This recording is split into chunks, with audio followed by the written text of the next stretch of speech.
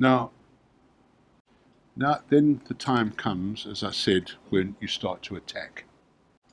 You and the witness part company. It's been a love fest so far. You're all jolly happy and all the rest of it. And then you're getting down to the question. He's been telling you all about how he had this conversation with your client, and your client admitted it, whatever it was, on the 15th of March, and he knows exactly how it was on the 15th of March because it was his mother's birthday and he'd just come from here, gone from there, and he knows exactly. You say to him, just have a look at this letter, please. The letter says, letter says to your client, oh, by the way, I was away from the 1st of March to the 31st of March in London at the time. That's when the velvet glove comes off and the iron fist. So, Mr.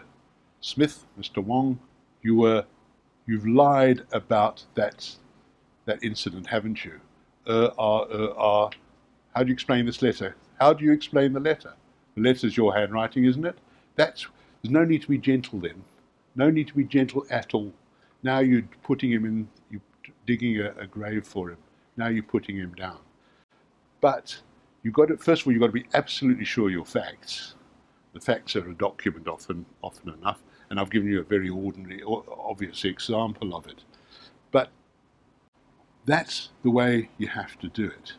You're very gentle with him to start with, your big mates, etc., and then you ask him, oh, so it wasn't the 15th, was it? Yes, you know all about that, do you? Yes, what happened, etc., and then you show him the document. Then the gloves come off. Then you get stuck into him. Not only for that, but for anything else that he's said. Because you can show he's lied on a major point, what about all the other points? And that's when you get stuck in. It doesn't often happen, I have to tell you, but you know that it's that easy. And I'm talking in most general terms, but this is the kind of thing what you're looking for. Now, you're often dealing with what we call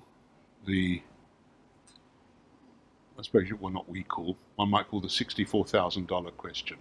In other words, what is the question that's going to really destroy this witness? As a rule, the witness is going to be apprehensive, unless he comes off into the witness box, as I said. So wherever possible, you try and find, if you can, the one question which is going to kill him. I use kill in a metaphorical sense, you understand. You use the one question that's really going to knock him. And what you've got to, when you're in the process of preparation, that's what you're looking for. Of course, I gave you a very simple one, but there may be much more